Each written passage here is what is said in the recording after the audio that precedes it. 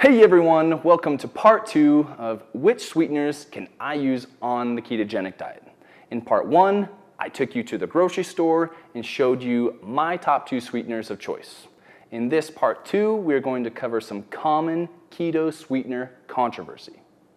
If you went to teamketo.com and downloaded our free hidden sugar guide, you'd see that there are 2 sweeteners in particular that are the cause of so much controversy it's crazy.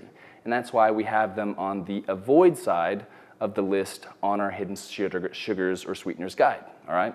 So every day we see endless posts all over social media asking the same questions. Is this keto approved? Or can I have this on keto?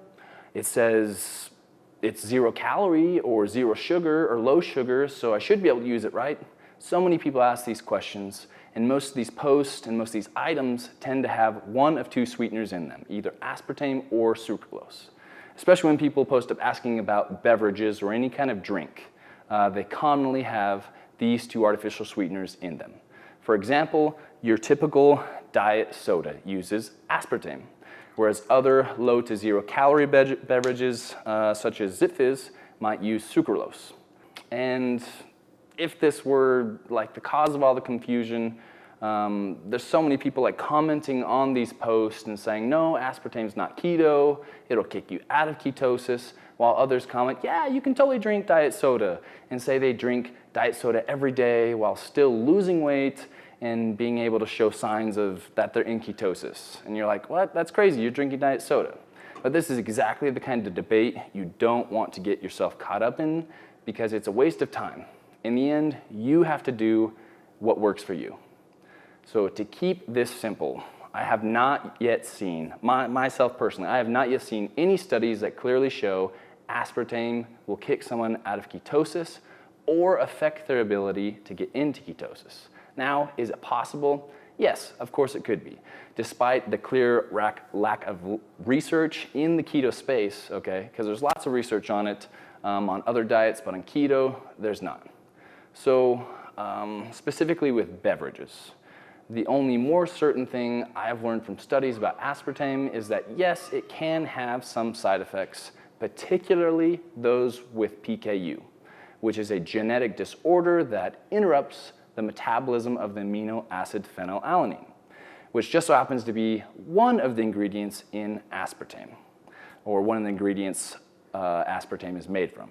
So if you don't have PKU, you will be very much less likely to experience any kind of adverse effects, unless of course you forget about the ever important principle of moderation.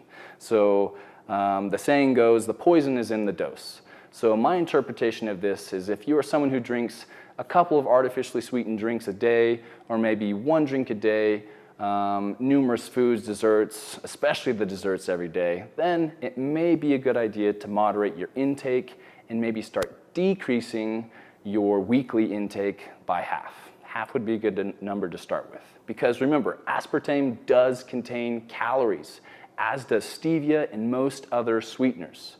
It's because 1 gram of aspartame contains roughly 4 calories, just like sugar does. So the reasons why drinks with aspartame in them can say 0 calories is due to the amount used. So 1 can of soda, for example, if it was regular soda, would contain 40 grams of sugar. 40 grams of sugar would be this much sugar, and that yields about 140 calories, whereas aspartame only contains about 180 milligrams or a diet soda only contains about 180 milligrams of aspartame, which is about this much. So if you compare the 2, you can see the difference. So the key is moderation.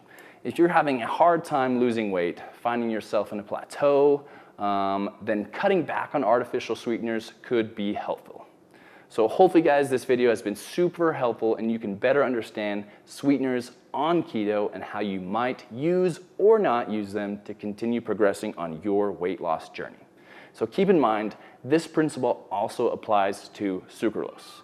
If you'd like to learn more, join me in part 3 of sucralose on the ketogenic diet.